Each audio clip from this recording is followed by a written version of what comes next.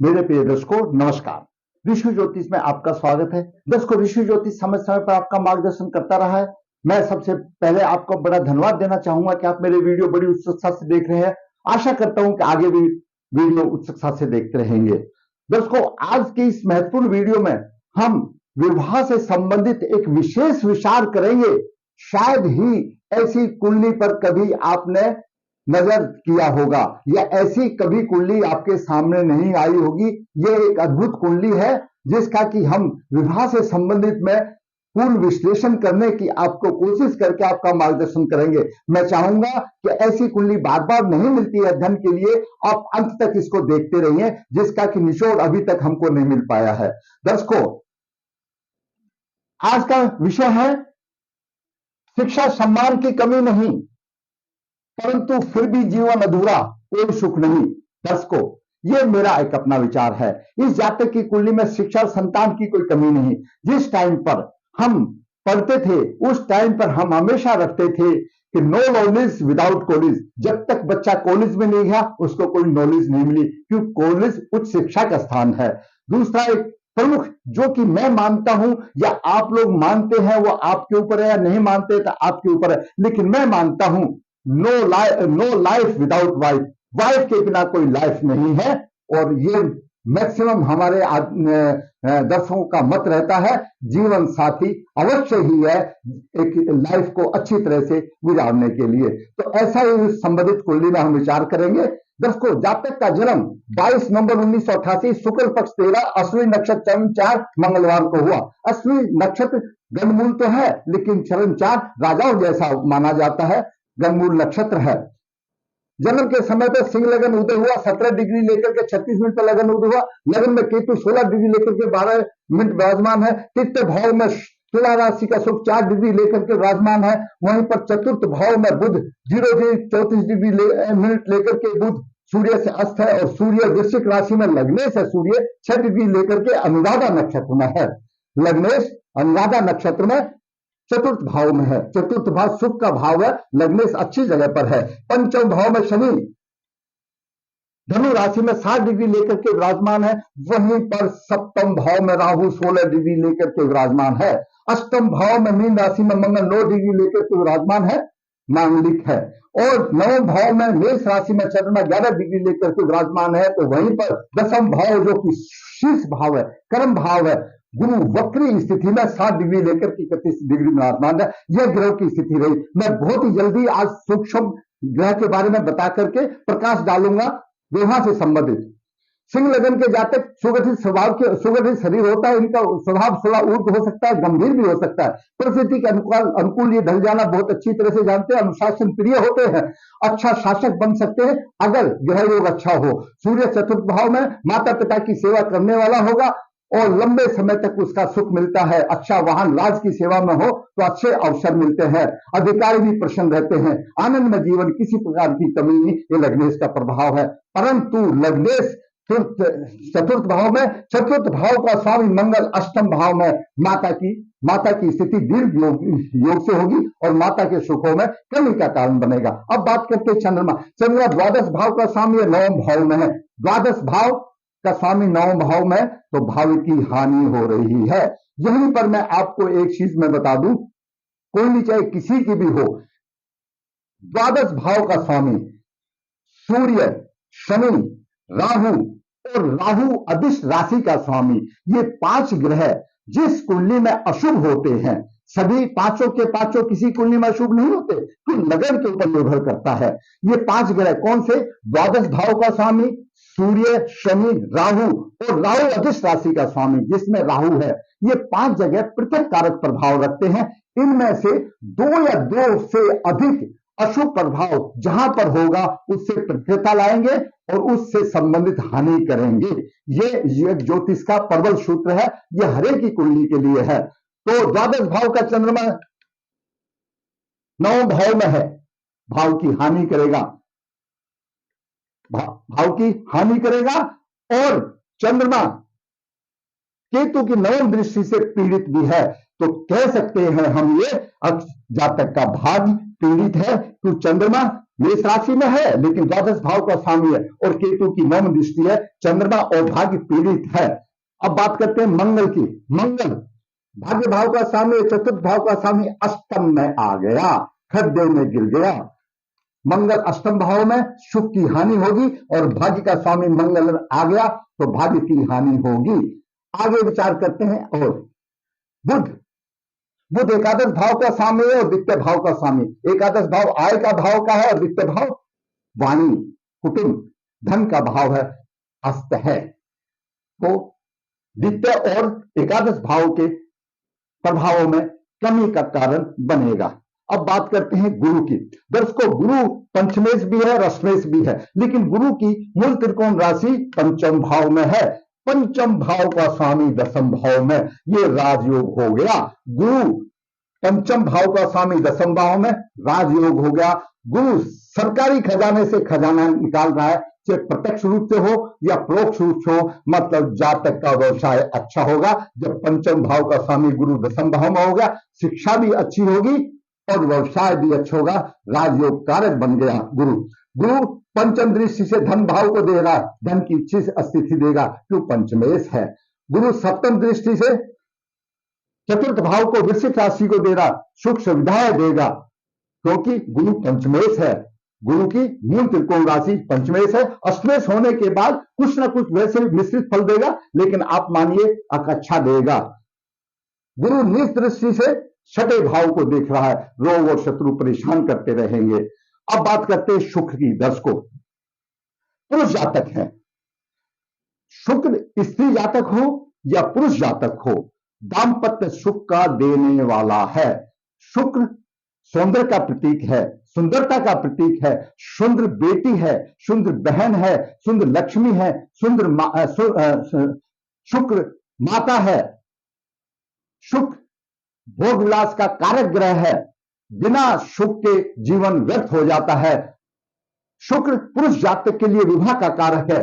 शुक्र दसम भाव का स्वामी, तृतीय भाव में, अपने भाव से छठे भाव में, दसम भाव में कोई हिस्सा नहीं दिया, कोई उसका प्रभाव नहीं मिला, लेकिन शुक्र राहु की नौ दृष्टि से पीड़ित है, मंगल की अष्टम दृष्टि से पीड़ित है।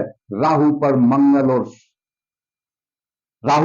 शुक्र पर मंगल और राहु का अशुभ प्रभाव है और शुक्र जातक का विवाह का कारक है। शुक्र दाम्पत्य सुख देने वाला है, शुक्र लक्ष्मी है, शुक्र बेटी है, शुक्र औरत है, शुक्र माता है, ये सब सुखों से विहीन हो जाता है। शुक्र प्रभाव में है तो विवाह में समस्या आना स्वाभाविक है। अब बात करते हैं शनि की। दर्शकों, शनि सप्तम भाव का स्वामी है, छठे भाव का स्वामी और नवम भाव में है, पंचम भाव में है। अकेला शनि ग्रह एक ऐसा है जो सप्तमेश होकर के अगर पंचम भाव में हो, पूरे ग्रहों में से शनि ग्रह एक ऐसा है जो पंचमेश होकर के अगर सप्तम भाव में हो तो विवाह के सुख में परेशानी देता है, या तो विवाह होता ही नहीं और होता है तो वो संपूर्ण नहीं होता, विच्छेद हो जाता है। क्यों कि शुक्र दुख देने वाला, तृष्णा और वैराग्य का कारक है और शुक्र शिक्षा का तो है, पंचम भाव शिक्षा का तो है। मैं शनि की बात कर रहा हूं, शनि तृष्णा और वैराग्य देने वाला है और दुख देने वाला है और शनि सप्तम भाव का स्वामी है और पंचम भाव में चला गया। पंचम भाव शिक्षा, संतान, बुद्धि, विवेक, प्रेम का भी भाव है। जब शनि वैराग्य का कारक है और तीसरी दृष्टि से सप्तम भाव को देख रहा है, क्योंकि वह प्रेम पैदा ही नहीं होने देता, उसमें शादी की इच्छा उत्पन्न ही नहीं होने देता, क्योंकि वो तृष्णा और अकेलापन चाहता है, वैराग्य चाहता है। दूसरी तरफ मैंने आपको पहले ही सूत्र में बताया कि राहु अधिष्ट राशि का स्वामी, शनि की मूल त्रिकोण राशि में सप्तम भाव में राहु बैठा है। एक तो शनि सिंह लगन के लिए अशुभ है, दूसरा राहु अधिष्ट राशि का स्वामी है, एक करेला दूसरा नीम पर चढ़ा, तीसरी दृष्टि से सप्तम भाव को देख रहा है। अब विचार कीजिए, जब शनि सप्तमेश है और वो शादी नहीं होने देता तो कैसे होगा। सप्तमेश तो बहुत बड़ी चीज है, मानता हूं शुक्र विवाह का कारक है, लेकिन सप्तमेश भी तो है, तो शनि विवाह नहीं होने देता।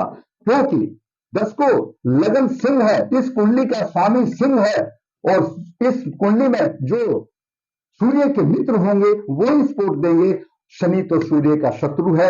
यहां पर राहु बैठ गया, राहु मायावी है और मायावी अधिष्ट राशि का स्वामी तीसरी दृष्टि से सप्तम भाव को देख रहा है। पंचम भाव में एक अकेला नवग्रह में से ऐसा है, अगर शनि पंचम भाव में होगा तो विवाह से संबंधित परेशानी देगा, चाहे कुंडली किसी की भी हो। अगर सप्तम भाव को दूसरे शुभ ग्रह देखते हैं तो विवाह हो जाएगा, वरना नहीं होगा। सप्तम भाव पर कोई दूसरा शुभ ग्रह नहीं देख रहा। ये शनि का मीना पता है। राहु की बात करें, सप्तम भाव में राहु पूर्व जन्म के किए हुए अशुभ कर्मों के अनुसार से सप्तम भाव माना जाता है। विवाह में परेशानी, राहु मायावी है, राहु पथभ्रष्ट करने वाला है। सीधी दृष्टि लगन पर है, पंचम दृष्टि आमदनी के भाव पर है। आमदनी तो पहले से ही राजयोग हो गया। हमने क्या करना, हमको तो जातक के जीवन साथी ढूंढ रहे हैं। हमने आमदनी तो पहले ही राजयोग बन के बैठा है। लक्ष्मी और विष्णु जी का मिलन हो रहा है तो लक्ष्मी वो तो आमदनी तो आ ही जाएगी। और राहु नवम दृष्टि से शुक्र को पीट रहा है। यहां पर राहु पर शुक्र पर राहु का भी प्रभाव है और मंगल का भी प्रभाव है। शुक्र पीड़ित है, शुक्र विवाह का कारक है, शुक्र गुप्त अंगों का स्वामी है, शुक्र दाम्पत्य सुख देने वाला है। पीड़ित है तो विवाह कैसे हो। अब बात करते हैं केतु की। केतु लगन में है, गर्माहट होगी, बंधु बांधव से मनमुटाव होगा। और सिंह का केतु राजा के समान तो बनाता है, लेकिन राजा क्या करेगा जब राजा को सुख ऐश्वर्य नहीं तो राजा कहां से कहां। आखिर दर्शकों, हमारी आयु एक ऐसी आयु होती है जब जातक कोई भी स्त्री हो या पुरुष हो, जब अपनी जवानी की देहली पर चढ़ते हैं तो एक योग जीवन साथी की जरूरत पड़ती है। चाहे राजा हो या भिखारी हो, सबको जीवन साथी चाहिए। तो यहाँ राजा क्या करेगा जब जीवन साथी नहीं है तो सुख कहां से मिलेगा। ये केतु का प्रभाव रहा। दूसरा, अनंत काल सर्प योग बन रहा है। अनंत काल सर्प योग में संघर्ष में जीवन, वैवाहिक जीवन में परेशानी, कुटुंब को छोड़ देना, अधिक हानि और मानसिक परेशानियां रहेंगी। अब मैं आपको 4-5 बातें इससे विवाह से संबंध में बताता हूं। दर्शकों, एकादश भाव हमारे सभी प्रकार के सुखों का भाव है और द्वितीय भाव हमारा कुटुंब का भाव है। एकादश भाव का स्वामी अस्त हो गया, कुटुंब का स्वामी अस्त हो गया, वंश की हानि होगी, वंश की वृद्धि रुक गई, कहीं ना कहीं विवाह में बाधा आ गई। सप्तम भाव जीवन साथी का भाव है। सप्तम भाव जीवन साथी का भाव है। शनि और राहु का अशुभ प्रभाव है, शादी में प्रबल रुकावट हो गई। द्वादश भाव सहवास सुख का भाव है। द्वादश भाव का स्वामी चंद्रमा केतु से पीड़ित है, सहवास सुख में कमी का कारण बन गया। अष्टम भाव गुप्त अंगों का भाव है। यहाँ पर मंगल ब्रह्मचारी है, गुप्त अंगों का सुख नहीं ले देता तो विवाह में बाधा आ गई। अब बात करते हैं द्वितीय भाव का, मैंने बता दिया अस्त है।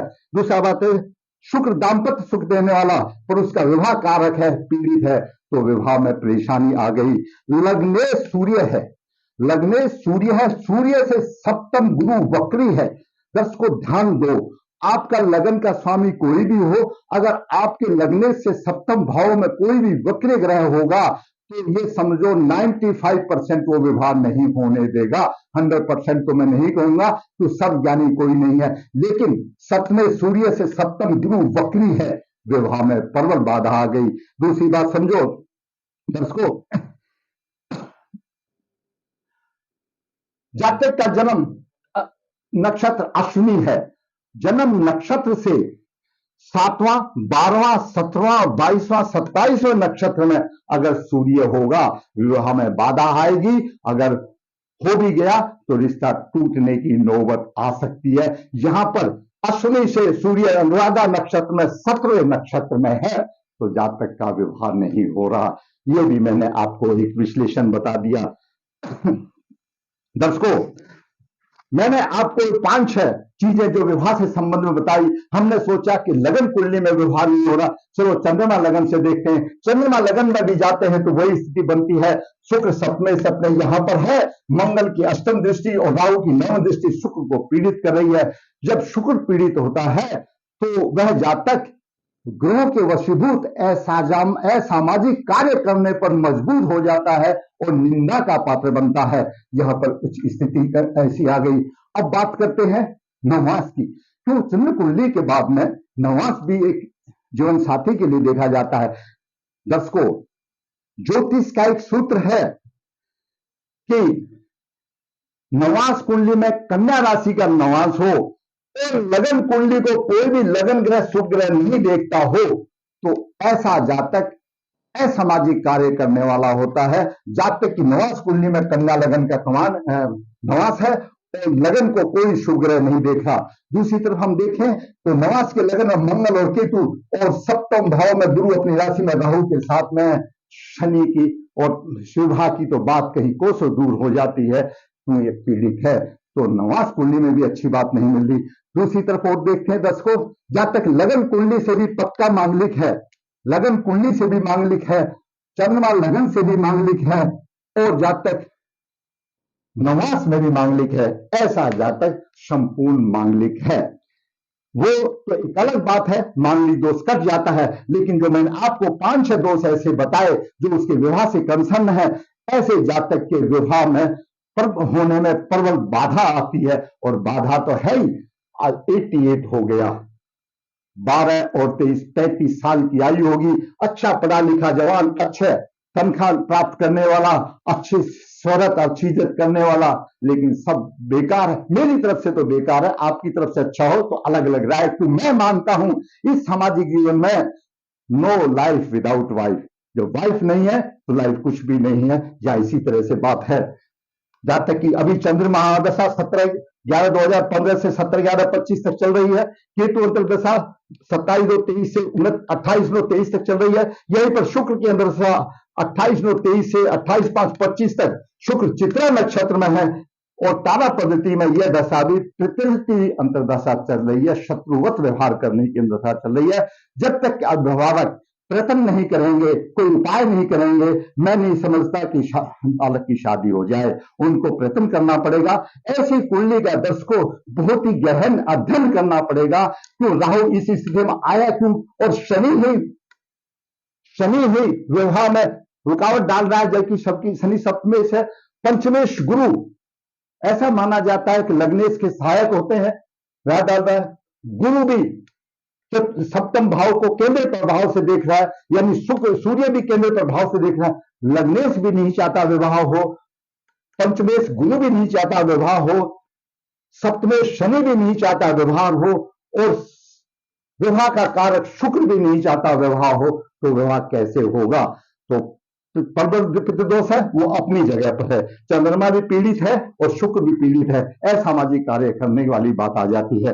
दर्शकों ऐसी पितृदोष तो है ही, सामान्य बात है पितृदोष है, लेकिन इसका अकेले पितृदोष से काम बनने वाला नहीं है।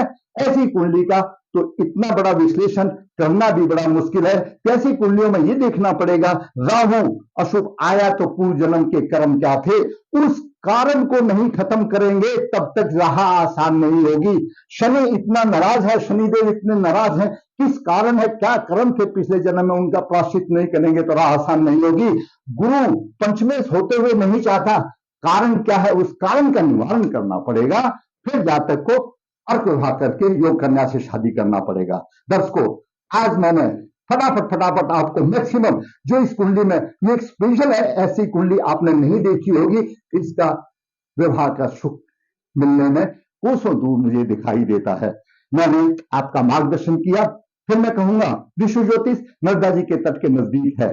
विश्व ज्योतिष सब दोस्त पितृदोष की पूजाएं ऑर्गेनाइज करते हैं, जो इच्छुक चाहता है करा सकता है, संपर्क कर सकता है। विश्व ज्योतिष हाथ से पत्रिका लिखता है, निचोड़ कर देता है, जो इच्छुक चाहता है लिखवा सकता है। विश्व ज्योतिष कन्या भाव के गुण मिलान वर्कशॉप करके राह आसान करने के लिए भेजता है। जरूरत आपको फायदा उठाने की, विश्व ज्योतिष वास्तु शास्त्र में पीछे नहीं, जरूरत आपको सहयोग लेने की। दर्शकों फिर मैं कहूंगा मेरा चैनल नया है, मैं ये चाहता हूं आप मेरे वीडियो को अच्छी तरह समझें, और समझ में नहीं आता तो मुझसे फोन करके मैं पूछो, मैं आपसे प्रॉमिस करता हूं ये वीडियो जिस वीडियो को मैं बनाता हूं उस वीडियो को आपको समझाऊंगा, फिर मैं अपना कर्तव्य पूरा समझूंगा।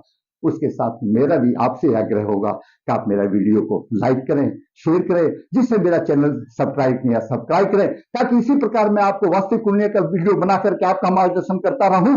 धन्यवाद।